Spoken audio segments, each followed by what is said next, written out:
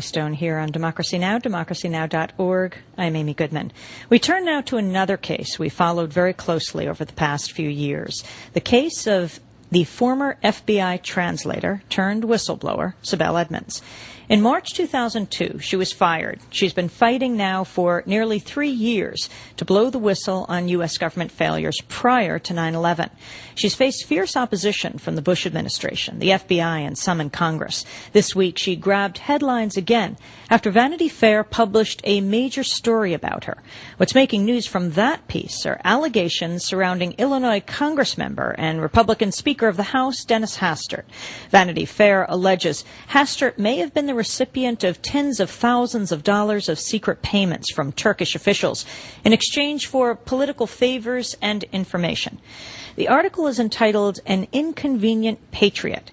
In it, Edmonds says she gave confidential testimony about the payments to congressional staffers, the Inspector General, and members of the 9/11 Commission. Edmonds says she heard of the payments while listening to FBI wiretaps of Turkish officials who are under surveillance by the FBI.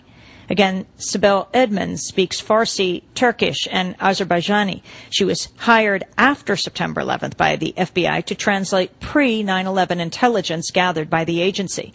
She's publicly accused the U.S. of having considerable evidence that al-Qaeda was planning to strike the United States using airplanes as weapons. She was fired from the agency in March 2002. We're joined in our D.C. studio by Sibel Edmonds. We are also joined on the telephone from Britain by David Rose, an investigative reporter and author of the Vanity Fair article. David Rose, let's begin with you. Can you lay out your thesis in this Vanity Fair piece?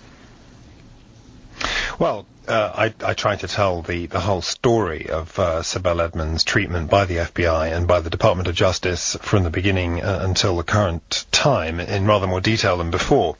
But I suppose what is the most striking feature is I try to look at why the government has invoked the state secrets privilege in this case. As you say, just as in the Maharara case, the government is saying that her case against the authorities for having her fired can't proceed because to let any of the evidence about what lies behind it out in court, even in a court which has been security cleared where the attorneys have top secret clearance, would jeopardize the foreign policy and national security interests of the United States. And by the way, I think it's interesting that in his declaration about this, John Ashcroft, the former Attorney General, uses that formulation, foreign policy and national security interests.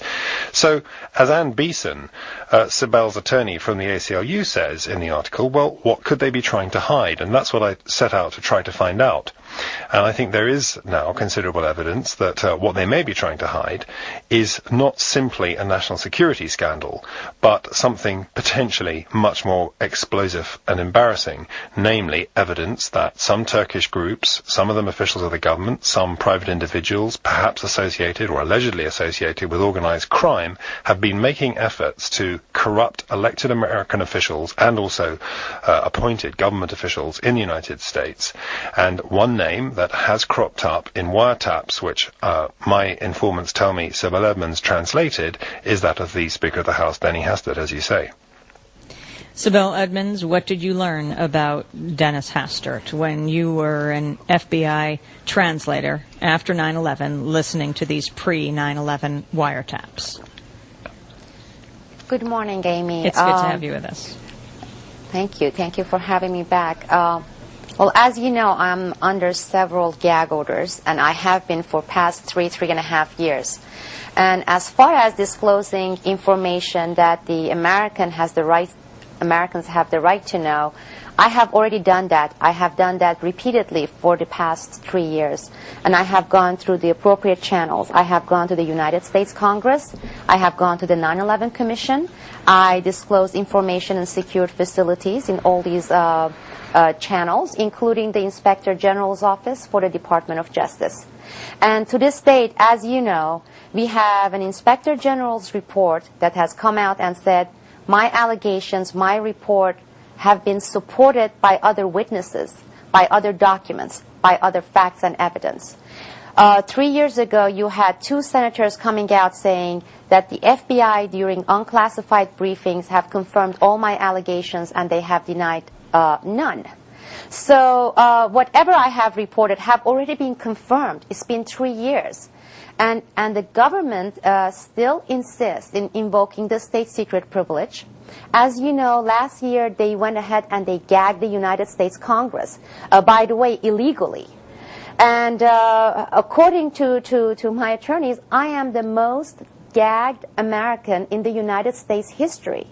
And nobody's asking why. They are saying, why is it that the government is going to such length to invoke state secret privilege, to gag the Congress, to classify the Inspector General's report, to stop the 9/11 family members' attorneys, to subpoena my deposition? And the answer to this question is, it's not to protect any national security.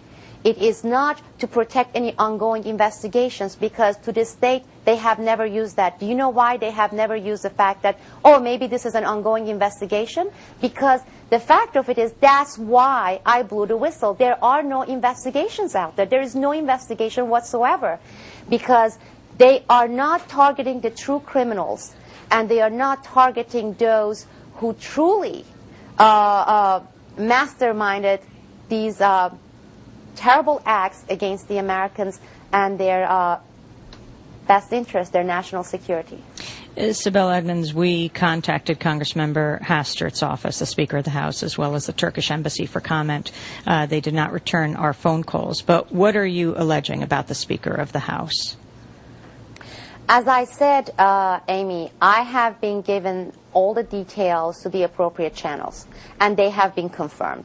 And what I have said all along is the fact that as far as the 9/11 is concerned, September 11 is concerned, these departments, and when I say these departments, the Department of Justice, the Department of State, and the Department of Defense, have intentionally blocked the investigations of the real criminals in this country. And we are talking about countries involved. The Vanity Fair article points out to Turkic countries. And it's very interesting. To this date, we are not hearing anything about targeting, certain Central Asian countries. They are not speaking about the link between the narcotics and Al-Qaeda. Yes, we are hearing about them coming down on some charities as the real funds behind Al-Qaeda, but most of the Al-Qaeda's funding is not through these charity organizations, it's through narcotics. And have you heard anything to this date? Anything about these issues, which we have had information since 1997? And as I would again emphasize, we are talking about countries, and they are blocking this information. And also the fact that certain officials in this country are engaged in treason against the United States and its interest and its national security, be it the Department of State or certain elected officials. Could you name names? I have named names. I have given it to those people who are supposed to be representing this country, to the Congress. I have given it to the Inspector General's office, and the report doesn't name names because everything was classified, but they are saying that my reports, my allegations have been confirmed and have been supported by other witnesses, documents, and evidence. I have given it to the 9/11 commissioners. And interestingly, the 9/11 commissioners, after having the meetings with me, they went ahead and they had certain meetings and decided to only refer to IG report and ask them to classify the IG report so it wouldn't come out before their report comes out. Now we have to ask the questions, why are they going this link, such a link, to cover up and to gag and to classify and to invoke state secret privilege? What are they covering up? Sibel Edmonds is our guest in Washington, D.C., former FBI translator, challenging her firing from the FBI. And on the line with us, David Rose from Britain, who wrote the Vanity Fair piece called An Inconvenient Patriot. The subtitle, Love of Country, led Sibel Edmonds to become a translator for the FBI following 9/11. But everything changed when she accused a colleague of covering up illicit activity involving Turkish nationals. Fired after sounding the alarm, she's now fighting for the ideals that made her an American and threatening some very powerful people.